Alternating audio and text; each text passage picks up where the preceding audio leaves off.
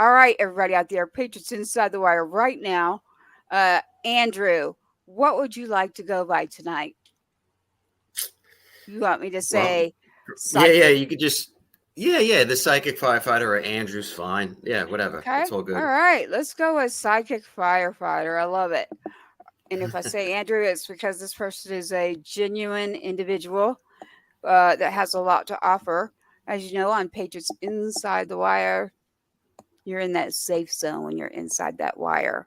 And what I know, and I'm going to let him tell you more about when I say him, psychic firefighter Andrew. True story, his family, and what has happened since then. It's an incredible story. So, again, share this, join us. We're glad you're all here. Let's have a chat really quick. Psychic firefighter. Should we tell them how we met? Yeah, sure, absolutely. Ah, get them It's guessing out there. interesting with, it's interesting in today's day and age with technology and just being able to connect with people.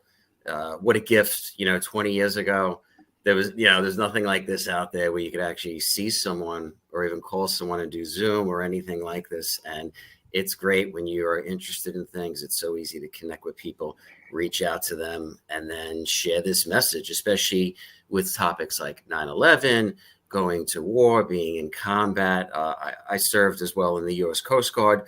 I was in the late 90s, pre 9/11. It was a different world back then. And Yeah. it's just something I knew I wanted to do. And then for me, my life really, really changed significantly after 9/11 because at the time, my dad was a firefighter at Ground Zero when the attack happened. He was actually there when it happened, when the buildings fell and everything. And I'll get into that. It's a miracle that he's alive. My dad, just for people listening, some people might have heard of me, some people maybe not, but I worked as a firefighter in Bed-Stuy, Brooklyn, ladder 119. Before me, my dad worked in Bed-Stuy, Brooklyn, ladder 102, right, literally next firehouse over. And then my uncle Jerry also worked in ladder 102, my dad's same house, from 1954 to like 1980 something, just amazing generational family. That's just how it goes in my family. So it's a big Yeah, deal. It's a very prideful thing, to talk about this stuff and to go there. it And is. my dad, like I said, that morning, that life will just never be the same. If you guys are like, I can kind of branch out from there of kind of how this all happened. Yeah, you know Absolutely. what? I say the less there is about me, we can talk about all that soon, but I like to hear you. I mean, I like to hear directly from the source, being there, knowing, and what you just said to me, it resonated. In my generational history, someone in every generation has served. So usually it's military, but there are other areas. And again, that's again why it's Patriots Inside the Wire. It's very fitting. And so when I thought about it, I said, wait a minute, the best way to talk about the fire department, and the person that I have was like honored to get to know, Andrew. Andrew and your family. Can you tell me before I get into more how your dad and uncle and how your family is? How are you? Yeah, so my uncle Jerry retired. He retired in the 80s. He lived a nice life. He just passed away about 2 years ago. So overall, health-wise, he lived a very long life. And I always say, if you do 20 years, if you work for the city, if you work for any big agency, if you at least do your 20, you better get your 20 after. You know what I mean? Ideally, of Yeah, course, it's always yeah, nice.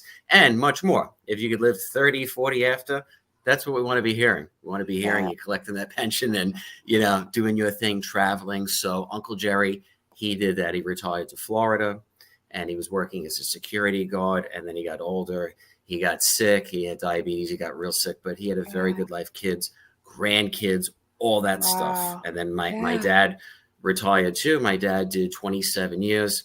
And after my dad retired, he went down to Florida. Same thing. He's down in Florida. He is healthy. Overall, thank God, once Yay. again, day at a time, God willing, right now, he is okay. However, we're at that point where a lot of the guys that he was in the trade center with that lived, those guys now are getting all these illnesses, or some guys recently retired. Some guys I know did 40 years on the 40 in the fire department. Some guys retired and passed away within a year from 9/11 cancer or illness. It's like a mystery. So I know I said my dad and my uncle. On the other side of the family, though, we have a ton of military, Navy. My Uncle John was a captain in the Navy, retired 22 years working on submarines. He lived a nice long life after, had a pension, worked for Lockheed. He passed away a few years ago, though. And then my Uncle Mike was a Marine. My Uncle Pete was in the Navy and the NYPD. My Uncle Pete was down at Ground Zero, retired. Unfortunately, Uncle Pete passed young. He was only, in his late 40s. He got some weird mystery illness. They don't have a name for it, but it was definitely acquired, they think, down at Ground Zero. This is really interesting.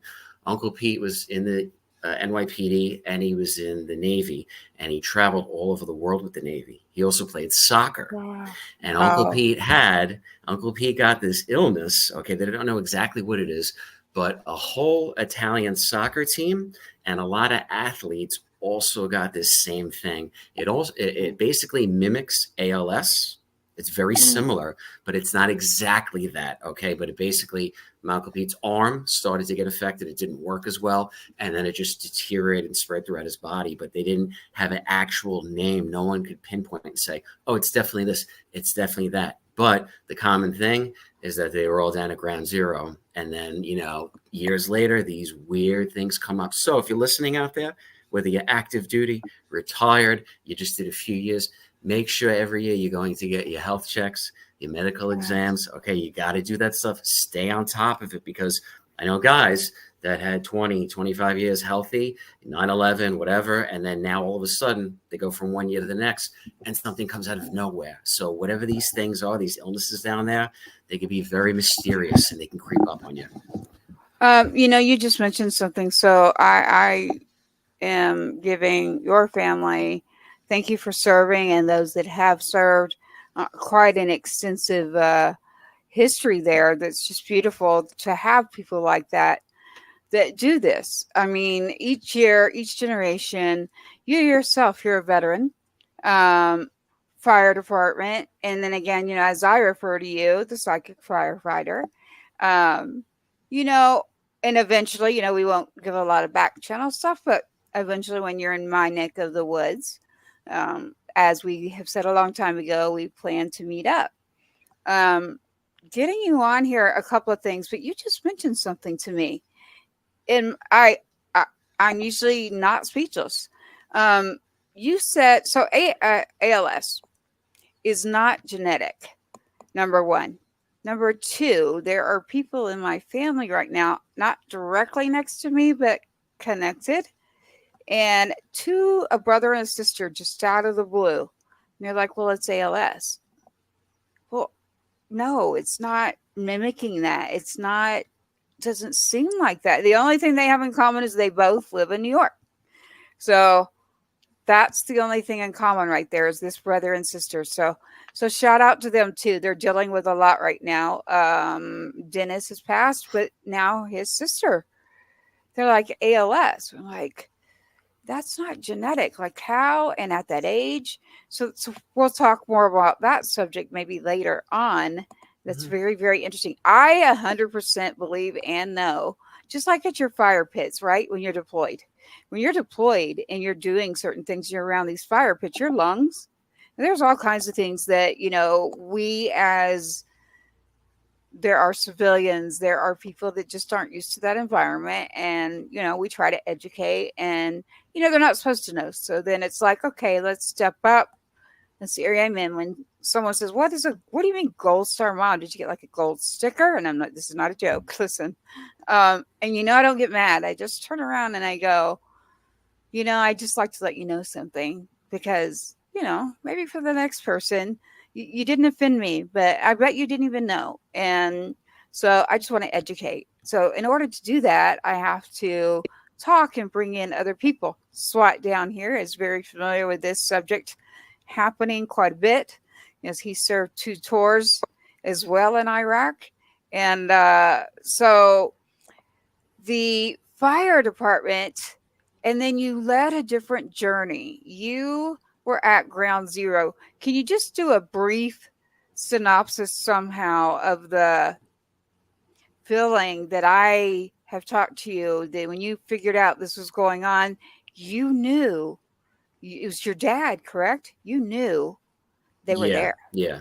right? So when this happened at the time, 9/11, when that actually in that moment happened, just so people are listening, I was living way out east in an area Wow. called the Hamptons. I'm sure people have heard of the Hamptons at some point.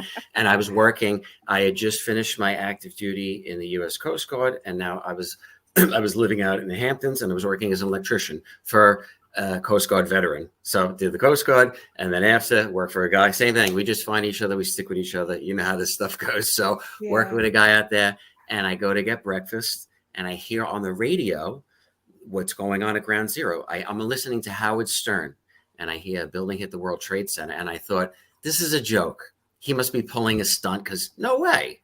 This is impossible, right? Like, come on. And then I'm Yeah. like, okay, this is serious. So I'm like, I need to call my dad. And I just had this gut feeling. I didn't even know if he was working. I had no clue. I just had this feeling. I said, he's there. I just had this feeling he's there right now. I don't know. I didn't know he was even working that moment. I go, but I know he's there. Just knew it. I had like a feeling, a vision, a quick flash.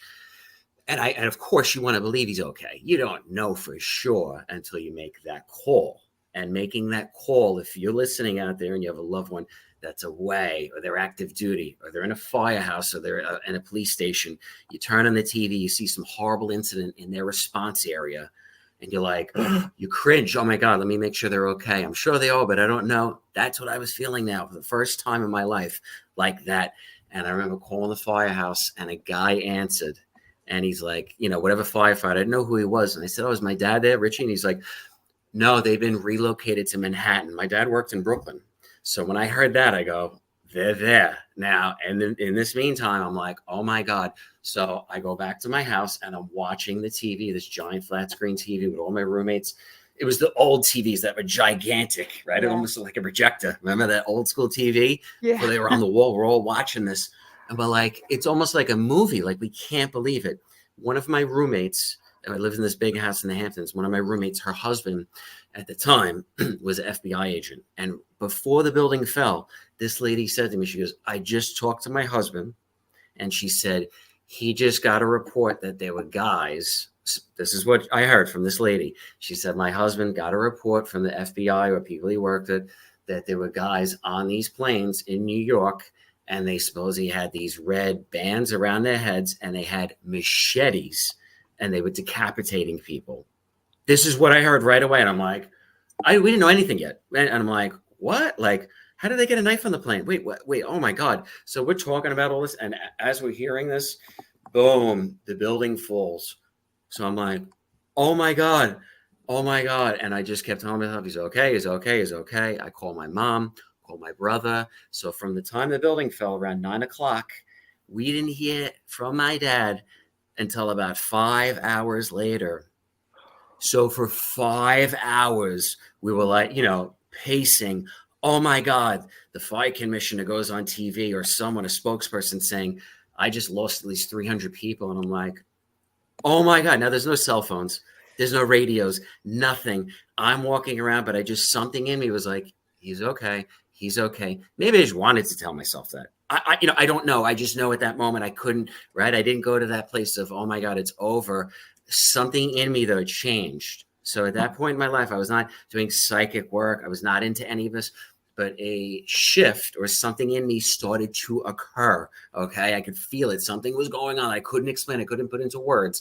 And then bang, around 2 o'clock, my mom called me and said, I just heard from your dad. He got someone's phone. He's okay. And I'm like, boom, the weight of the world just dropped. You know what I mean?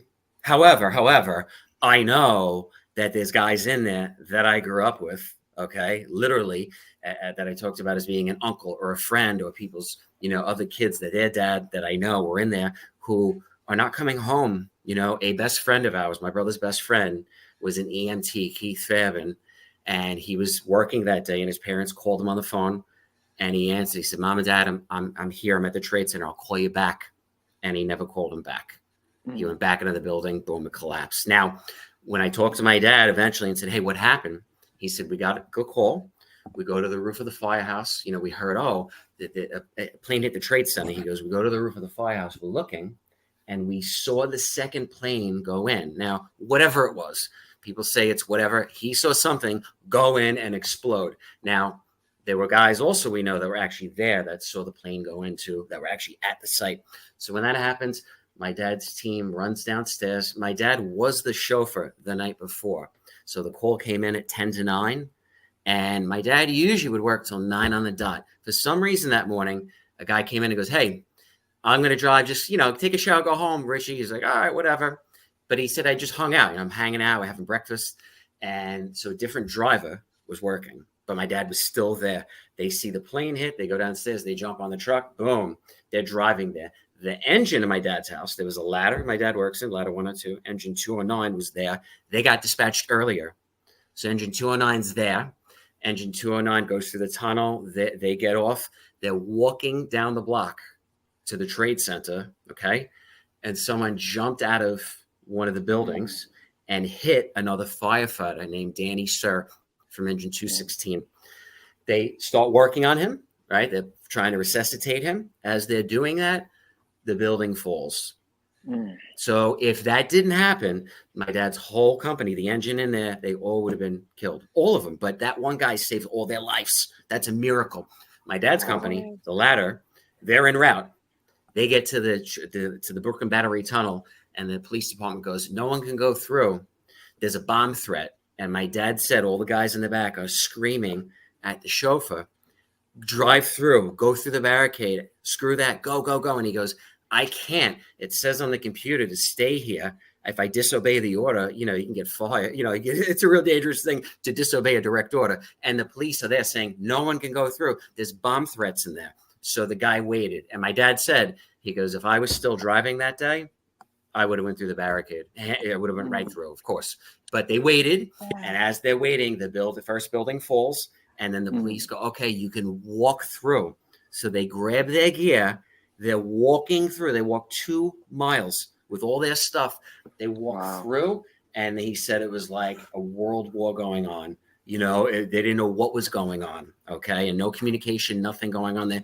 All this madness happening. So my dad's company, in the area he worked in Bed-Stuy, Brooklyn, people can look this up. Every single house in that area that day, every single house in that area, every guy working died that day, except my dad's firehouse. For some reason, I don't know why. Was it an act of God? Was it an angelic thing? I have no idea. All I know is for some reason, they were all alive, and everyone, literally. So the survivor's guilt and all of that stuff never goes away. Never. I have endless stories I could tell you about guys I know, and oh my God, things they experienced and went through. It's unreal when you go through that kind of thing. So it was a miracle for them to get out of it. And for a couple of years, my life was just not the same. The grief and all that stuff and the PTSD, I can't even describe it. People wouldn't even understand. It doesn't make sense unless you go through it. Okay, you go through it. You guys know what I'm talking about. People listening, they just, they move on with their lives. Eventually they go on. But every year still, when that year comes up, when that time of year comes up, it's the weirdest feeling. You don't want to have a good face on. You don't want to be happy for anything. Doesn't matter if a birthday comes up. You just have a weird feeling in you. I can't describe it, but it was also a big driving factor for me. When I saw the planes hit, when I was watching on TV, the first thought that came to me was, oh my God, I wish I was in there. And people are like, that's crazy. I know guys that were like, I don't want anything to do with that after seeing that. And I go, I wish I was in there. I don't care what happens after. It is what it is. If I go, I go. If I stay, I stay. But I wish I was in there to help. You know what I mean? And I just was really driven at that point. And I took the fire department test right after, got 100 and 100, waited 5 years anyway, because everyone's got to wait. With 100 and 100, I waited 5 years, training and everything, waiting, counting my blessings. And then in 2006, I got on. The dream came true. And then that's when my journey started with this. Wow. That is a very, very, very personal, as one individual has mentioned here. Hello, Brent. We see you with us. Eye-opening story. Definitely. When you hear the human heartbeat of a story that was on a TV or is something, parts of, to hear the actual people that talk, it's definitely eye opening and it definitely goes to the heart. I agree. Thank you for that, Brent, and thank you for sharing too there, Andrew. Um, you made it, you did this, and generations were, you know the New York Fire Department. I mean, that in itself, like, look, listen to his voice, everybody. You can tell immediately, like, where he's from, number one. So I knew immediately. I was like, oh yeah, you're from, I know exactly where you're from. And this is, no one's gonna have that same story ever, literally. This is something that it is very true in the beginning too, is that there are still things happening because they were there, because of what was, let's just say, of what was happening. We don't have to get into who believes what and who doesn't unless you want to, but I say, listen, you can't be in something like that and have no, your energy, whether it's mental, physical, emotional, the toll that it takes, and your health, on top of why your health is the way that it is.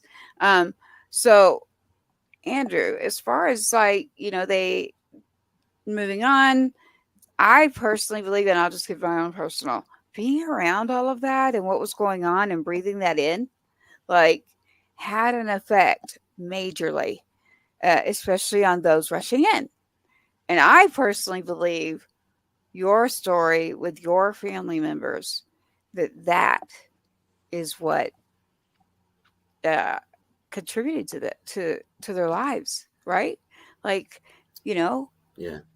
that's what I believe. No one has to believe what I believe, but I can tell you, I listen up there, and then I have my own in here, and you know what? And then I say, well, look, and if you don't believe me out there, that's fine. But when someone is served, they serve for your freedom of speech.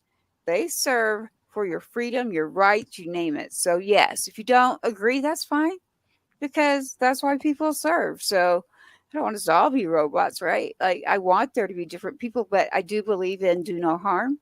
I do believe in kindness, and I do believe in treating people with that respect that you want back. So, and then getting to the, what I call the heartstrings. That's a song, by the way, that I'm going to be working on with SWAT down there. So, my heart is out there for you, your family. What about your mom? So immediately my heart's going, your mom, I'd be freaking out, right? I mean, Yeah. was she You know, okay? yeah. So, it's all around. Like I said, it's a family. It's the other side of the family. It's everyone doing this. Everyone serving. Everyone, risking every day going to work.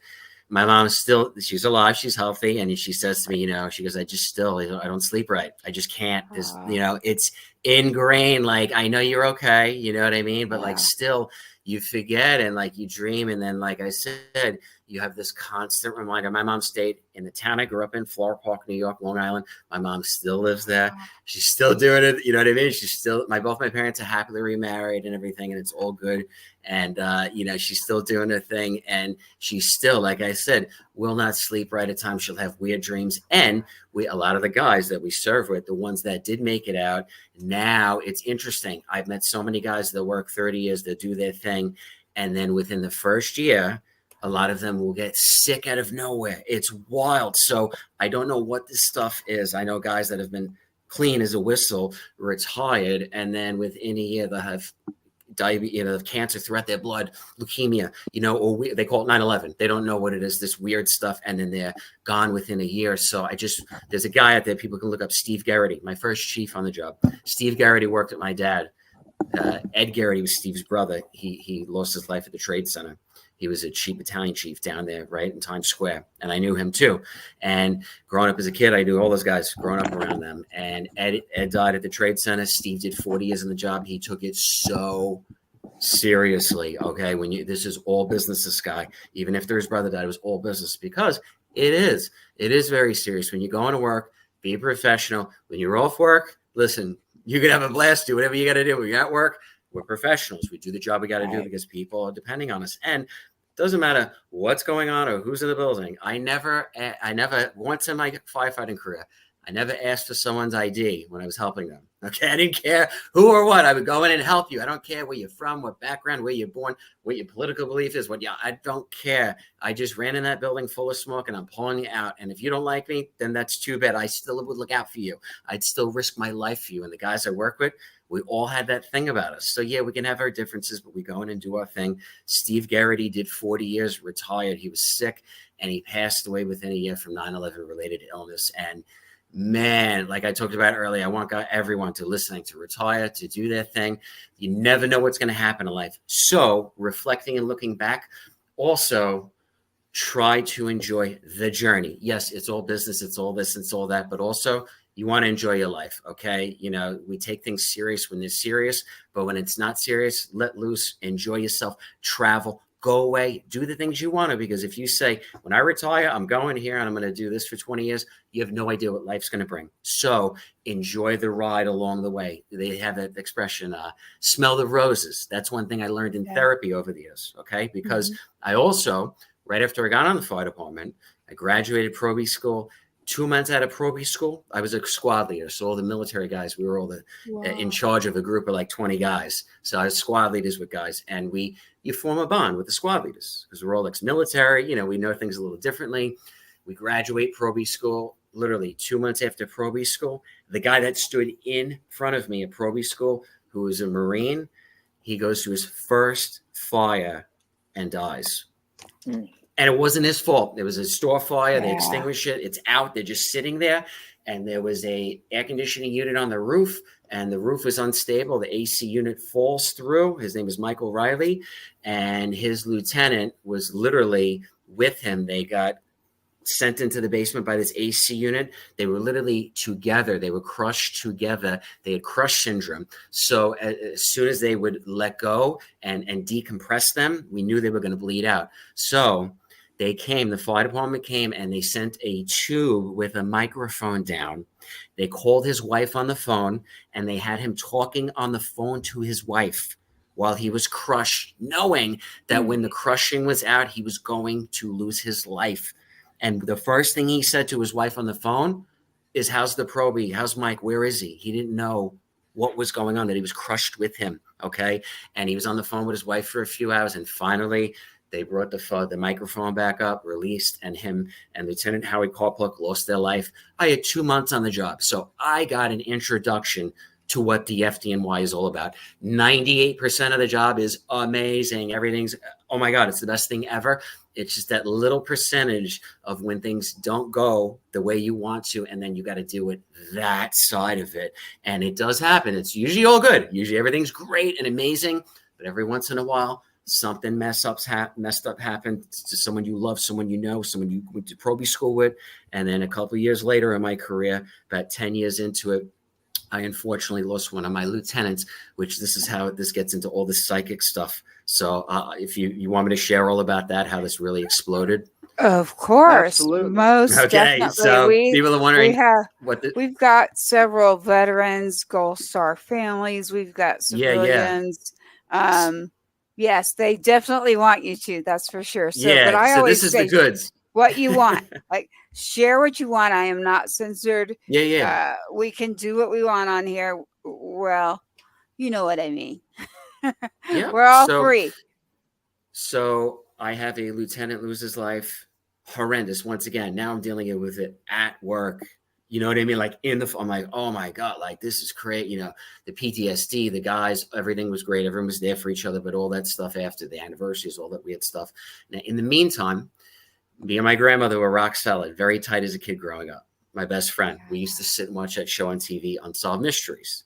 And in like 1993, I'm with my grandmother on the couch in Floral Park, Long Island, and I look at her watching Unsolved Mysteries. I go, Gram, when you go to heaven one day, can you come back like that? Like they do on TV, and give me a sign so I know that you're okay and you're with Grandpa. And she looked at me and she goes, yeah, I will. Now, I don't know why I said it. We didn't have those kinds of conversations. We weren't real religious or anything. We didn't talk about that stuff.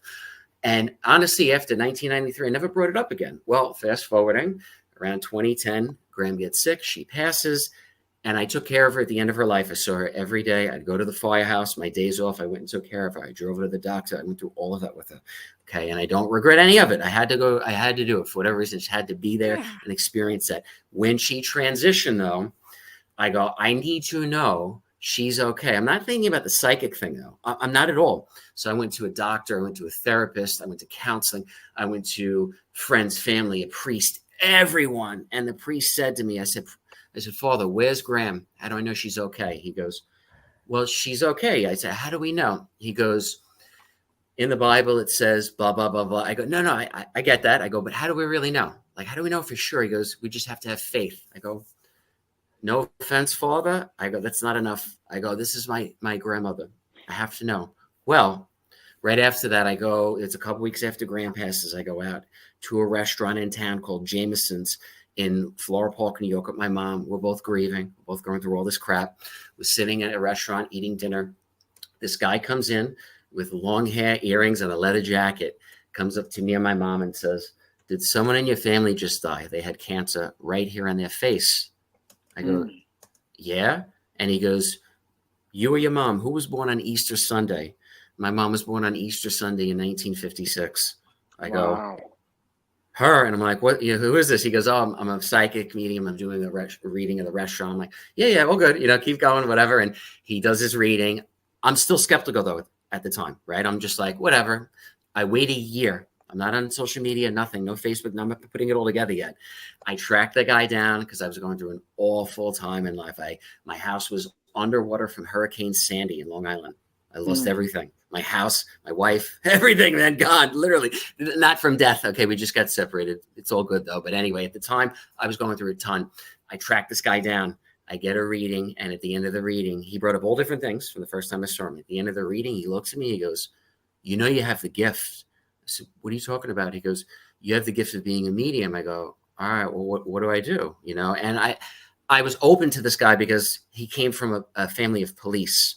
Okay, his dad was a retired detective, big time. And I go, all right, well, let me check this out. Show me. So I go back the next week. And I found out later, basically one of my grandmothers, I would consider her, she worked with his mother. It turned out to be. So it was like a lot of connections, So I go back a week later. I sit down with this guy in his studio with about 20 people I didn't know. I'd never seen anyone before.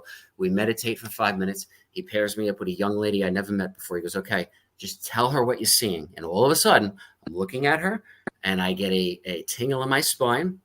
I look at her and I start to see these black and white images really fast rolling out one after another. And I go, I see a car going down the block in reverse. It hits a tree.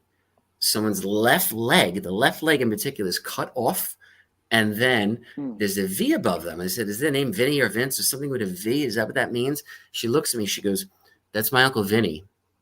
I go, okay, like this is the first time this happened. Like, all right, is this real? Is she making this up? Well, every week this happened, every week. So I'm still in the firehouse doing this on the side. I don't want anyone to know, right? I don't want anyone to know anything about this. Eventually, like anything, guys find out, because I go to a live reading one night where this guy was doing a live reading of the big room. And I see guys from the firehouse. And they're like, hey, bro, and I'm like, oh, I know him, with friends. And he's like, oh, yeah, you're into that? And I'm like, yeah. I still didn't want anyone to know. But life sometimes has plans of its own. Well, the New York Post finds out, okay, that I'm into this stuff. I'm into being a medium because I started talking about it on social media. And the New York Post ends up writing an article about me. So it is what it is. Everything in there is true. I don't deny any of it. And it's in there. And then that was it. The cat was out of the bag. Everyone knows. So I'm going to the firehouse. Then my days off, I'm having big, rough, tough guys, veterans, Iraq combat veterans, Middle East, Vietnam vets, anyone and everyone, guys all over the job contacting me privately. Hey, bro, can you help me? Can you read me? Can you my mom, can you talk to my wife? Can you talk to my cousin? And I'm reading like distant relatives that I know nothing about as well. I don't like reading people I know just because they're like, oh, you kind of know me. So like, is it like pre-planned? And I'm like, dude, I'm doing this for free, bro. Like I'm a fireman and I'm working on the side. I'm not getting paid for this. Why would I be making this up? You know what I mean? For nothing. Duh, am I an idiot? No. So I was just doing it to help people heal. Right. Because when I got that reading that first time, I was healed from my grandmother's passing. Done. Because I knew, whoa, what that guy said to me, she's okay. She's in a good place because she was sick and suffering at her death. So wherever she is, the way she communicated things to me and brought up things from the past, and this guy doesn't know me, I know that she's okay. I don't care what anyone says. I know in my heart. And then when I knew I could do this, I go, if I can do this and help people, oh my God, I don't need to make a living out of it. I just want to help people. I was working in the firehouse, doing this part, just on the side. Eventually in life, though, right, as life happens and things go on, the current state we're in, living with COVID, I'll get into that. So I'm working in the firehouse. I'm reading guys. I'm helping people. I also, as well, people look me up, I've also had thousands of documented film, documented, studied, analyzed UFO sightings. So that's just something I've seen too as well. That's very interesting, that I've had professionally analyzed. I've been studied by a doctor at Stanford University. There's a ton to this. People can look this up. There's a ton into this. But basically, there was a connection. There's a connection, I believe, with our loved ones that when they transition and these lights in the sky. Why? After my grandmother died, I went outside one night. I go, Graham, if you're here, if you could hear me, show me a sign. Give me something. I need to see something. And all of a sudden, bang, a ball of light appeared, and it was pink, and it glided across the sky. Wow. It glided across, and I go, oh my God, that is crazy. Like, what's pink? Nothing on a plane is pink. And I've seen this ball of light and filmed it and recorded it now, for, I don't know, over a decade, right? It's just wild, the things I've seen. And the people I've met along this journey have validated these things too, that there's some sort of connection. So the guys in the firehouse knows, everyone knows, the cat's out of the bag. People are like, what do the guys think? I'm like, they loved it. They used to strap alien dolls or like psychic things or UFOs to my locker. But that's the firehouse. When they love you, they break your chops. If they don't break your chops, there's something wrong. So they were just like, that's you. That's Raz. My nickname is Raz because Andrew Razowitz. They were just like, that's Raz. He's a freak. He's a weirdo. But all that matters, how are you at a fire? If you're good at a fire, you could be the biggest freak in the world. No one cares. The crazier and the wilder, actually, the usually better they are at a fire because you're more of a risk taker. But you learn as time goes on, too. You assess risk versus reward and all that. That comes with time. But guys love that. They like someone that's really out there. So I just didn't hide it. I was like, whatever. Once they knew, it is what it is. And the FDNY themselves officially on record, when I knew that the New York Post was going to write an article about me, their writer contacted me. And I said, I don't want an article. Don't do this. I don't want any publicity. I don't know if you're going to write anything weird. I called the FDNY all the way to the press desk. The head of the press desk said to me, we have no problem with what you're doing or you're saying. What you're doing is helping people. In fact, we need more guys like you to talk about good, positive, spiritual things. There's nothing mean or negative. You're helping guys heal and families on your day off for free. No one does nothing for free, man. That's very special. So I always say, no, man, the job was great. They supported me, man. It's just not enough people come forward and talk about this stuff that it's like so weird and taboo. And like now, though, with this current space we're living in with social media, oh my God, this is the hot topic. Everyone wants to talk about this. Well, so I have a question for you, Andrew. Just listen to your story. Yep. It's absolutely amazing. But just looking back, just kind of listen to everything. You said something earlier when 9/11 happened. You said you kind of had that internal feeling. You kind of knew automatically that even though, of course, that's one of the most traumatic, times of anybody's life, not just in New York, but of course around the world. But you kind of instinctively knew immediately that your father was okay. So that being said, do you think now looking back that was one of the moments when you did have the gift? You know what I'm saying? You see what I'm trying to get at? Yeah, 100%. So I talk to guys after Ground Zero. Over the years, even still to this day, they'll call me. After that event happened, still, I've been in firehouses and seen this, and I talked to guys who are not into this that told me this. They said they literally saw the physical form and apparition of guys that died that day. Some guys would stay in the TV room. Sometimes their form would stay in a bunk room where the beds are. Sometimes they just run them to a locker room. guys that have died at work or active duty, you will see at times, literally, I've heard this story now all over the world with social media, people have quoted it, but I'm saying I've literally seen it. So going back, I've heard stories about guys at fires. Wow, I saw a vision. I heard something. And then it happened to me as well. That happened when I was younger. Then when I was active duty, one time I got off the truck, I was going to a fire. This is December 26, 2015. I'll never forget it. Going to a fire, getting my stuff, gathering my gear, getting everything together, right? I get off the rig. I could see like a purplish mist come in. This only happened once. And I look at it, it's like time froze. It stopped. And I saw an outline of what looked like a body. And I heard my grandmother's voice, and she was passed away already. She goes, Andrew, don't go in there. And I looked at the apparition, the outline, and I could, this is what made it really specific though. I smelt her 1980s Bill Blass vanilla scent perfume. And that's specific.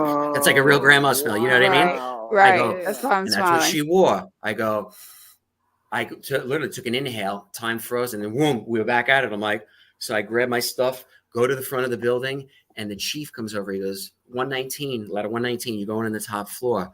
And I look to the guy next to me who's a probie. He had the orange pumpkin patch on. I look at him and I go, hold on a second. The guys are with me. I go, hold on. They're like, what? And I'm like, you can't disobey a direct order. Once again, you can get fired for that, bro. That's a big deal. So I go, just wait. 30 to 40 seconds later, we're looking at the top floor. Fire blows out of every window. Oh, wow. We would have been killed instantly. So after the guys are like, how did you know that? Like, what was up? I didn't get into the whole Graham thing at that minute. I just go, if your soul ever talks to you, you have a gut feeling really strong, listen to it. Because if I didn't do that, I would have ran right in like I normally would have. But I had 10 years on the job. Times are different. And like I said, that never happened before. So now when I hear stories from guys of similar things in combat or working in a fire or police station, oh, yeah, it's real. You better believe it. There's some force, whether it's angels, family, something, aliens, I don't know, something out there that I feel kind of looks out for us, kind of guides us. And then if we have the eyes or ears to see this or pay attention, yes, you can see it. It's just the ego and all these things we deal with says, that's nonsense. That's bullshit, bro. Don't talk about that. You know what I mean? The guy thing. But oh, no. Guys have had this. Some of the biggest, roughest, toughest guys have come to me with similar things. Wow. That's amazing.